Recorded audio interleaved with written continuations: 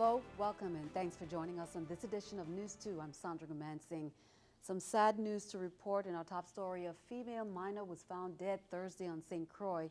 Police say they are actively investigating the incident and aren't able to release many details surrounding the case. Police Chief James Parris said the minor had been reported missing the day before. He said he would not release the girl's name at this time. Yesterday afternoon, we got a call of at the Vaichima call center that someone had discovered a body in a pool in an abandoned building in the north side of St. Croix. And we dispatched the police and EMS, and we did discover a body, and the EMS pronounced her dead there, and she was removed to the morgue. The age of the person, she is a minor. She was discovered because we discovered that she was reported missing earlier the day before, like 2300, which is 11 o'clock. And we found her at about 4 o'clock the following day. Some sad news there. News 2 will keep you updated. In other news, many went to explore the cultural scene for Festival 2013. St. John Festival events wrapped up last night. Many were in Croix Bay enjoying the sights and sounds of the festival parade that got underway about noon on Thursday. Here are some of the highlights.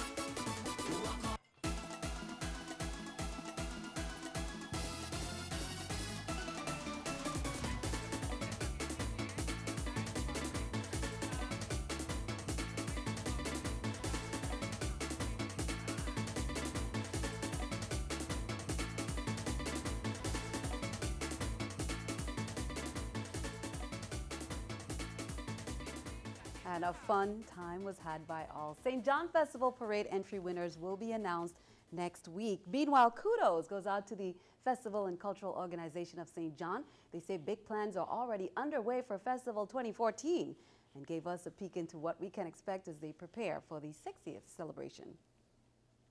We're going to have a junior miss, and we're going to have a Miss St. John, and we're having all these gifts and stuff because 60 is 60, right? Now, over on the Big Island, Independence Day celebrations continued at the Happy Faces Kid Venture Summer Camp.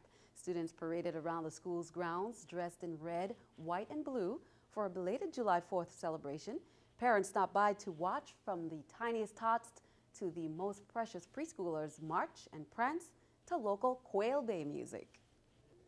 This week our theme was Music Week. The kids made different things from shack-shacks to drums and things like that. So we wanted to end the week off with a parade. Sally and the 10 Sleepless Night was so generously to come out and Stanley's granddaughter goes here, so that's another reason for them to come out and celebrate with us. In other news, several senior Superior Court judges' terms have expired, and they're awaiting word from the governor about whether or not they will be reappointed. The terms for Judges Darrell Donahue, James Carroll, and Michael Dunstan ended in May, and the judges are now in their extension period. News 2's Erica Parsons has that story. The judicial system is in limbo as it waits for a decision from Governor DeYoung. 3 Superior Court judges' terms expired at the end of May, and one of those is the presiding judge, Darrell Donahue Sr. Along with Donahue, Judges James Carroll III and Michael Dunstan's 6-year terms came to an end. According to Title 4 of the VI Code, subsection 72, the governor is responsible for appointing Superior Court judges with approval from the legislature. Those judges continue in office until their successors are appointed and confirmed. Government House spokesman John Griot confirmed to News 2 that the governor hasn't made a decision yet regarding the reappointment of those judges, but he is in the process of reviewing their terms. Since their terms expired in May, the judges are already more than 30 days into their 4-month extension period. The VI Code says unless they have been reappointed and confirmed, they can't be in office more than 120 days past expiration. 4 magistrates' terms expired at the end of June. They were appointed back in 2009. Reappointing magistrates falls under the scope of the presiding judge, according to the VI Code. The Daily News reported that Judge Donahue signed off on orders to reappoint St. Croix magistrates Jessica Gallivan and Miguel Camacho. St. Thomas magistrate Alan Smith retired after his term expired Sunday. The other St. Thomas magistrate spot has been open since Magistrate Kathleen Mackay was chosen to replace retiring family court judge Audrey Thomas. Erica Parsons, News 2. There was no answer in the judges' chambers when News 2 tried to contact presiding Judge Donahue for comment. Turning our attention stateside, the June jobs numbers are out, and analysts say the report is better than expected. Danielle Nottingham reports from Washington.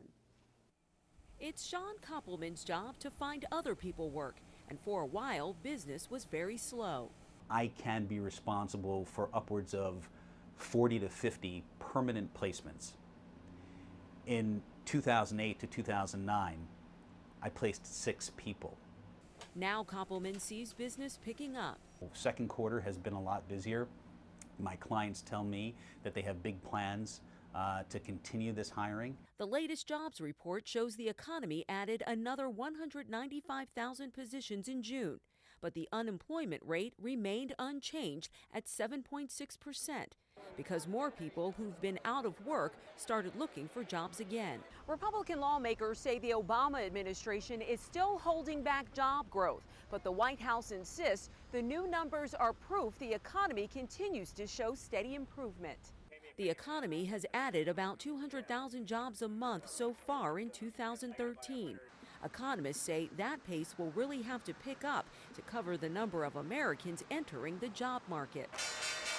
The latest report was well received on Wall Street, where better numbers could have prompted the Federal Reserve to raise interest rates, sending stocks tumbling. Although they're good, they're not good enough to see the Fed pull back just yet. With nearly 12 million Americans still unemployed, Sean Koppelman is confident he'll stay busy in the coming months. Danielle Nottingham, News 2. Meanwhile, keeping our eye on the economy, the news on jobs pushed stocks up. The Dow gained 147 points and is back over the 15,000 mark. The Nasdaq finished the day almost 36 points higher. Chrysler is recalling 282,000 minivans because the airbags might deploy on the wrong side in an accident.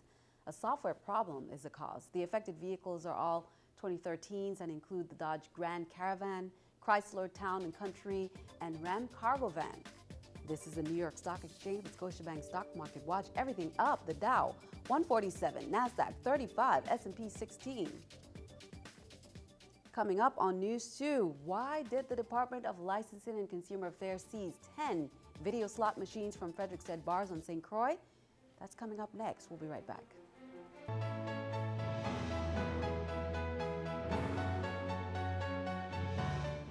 10 illegal slot machines used to rack up credit and cashed out at local bars were seized on St. Croix by the Department of Licensing and Consumer Affairs. News 2's Shanika Robinson has more. The Department of Licensing and Consumer Affairs confiscated 10 illegal gaming machines throughout bars in the Frederiksted area. During our routine inspection of businesses in the Frederiksted area, we came across several video gaming machines that contained one of our licenses for vending machines. It was inappropriately licensed, and as a result, we confiscated 10 video gaming devices. The 10 machines confiscated in Frederiksted were licensed as vending machines but functioned as slot machines. The difference between a vending machine is a vending machine is you put in X amount of currency, whether it be $1, 50 cents, whatever, and when you put that in, you're giving something back, such as a soda, a bag of chips. Gaming machines, what it does is they give you credits, and you go to the bartender with the coupon that comes out and say you have 20 credits, and they in turn will give you $20 for those credits. So, and that's really where the big difference between vending and gaming machines are.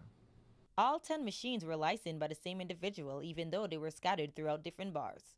You're supposed to affix a license to the back of all of your machines, and there was one entity that had all of these licenses affixed. So it was the same license that was done multiple times, which is standard for vending machines.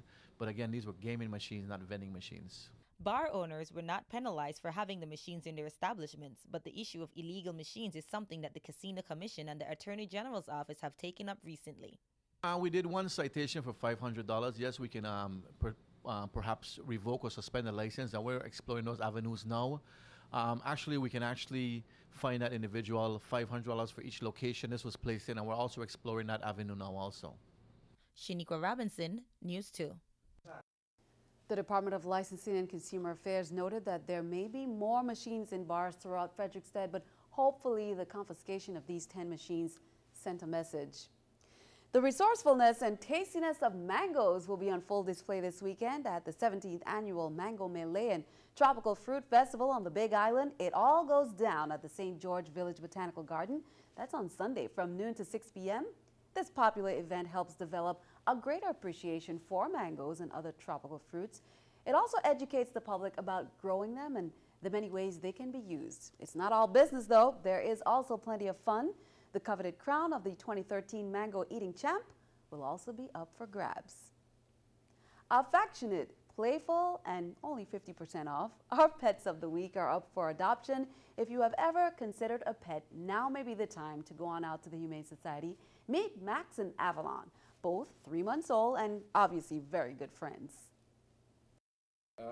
Today I have Max, a little brown boy, and a little brownish black dog named Avalon. They're both about 3 months old. Avalon was actually dropped off at the Humane Society with a broken leg, and she's healed up and she's ready for adoption. They're both very playful, awesome in the car riding, and obviously affectionate, as you can see. Right now we are still running our 50% off sale. So cats and dogs and every animal that's at the Humane Society right now, come on down, 50% off on adoptions. And as always, if you need help spay neutering your pets, please call us. We'll be happy to help you. Thank you. Yeah, cutie pie. Stick around. Your News 2 AccuWeather forecast is coming up next.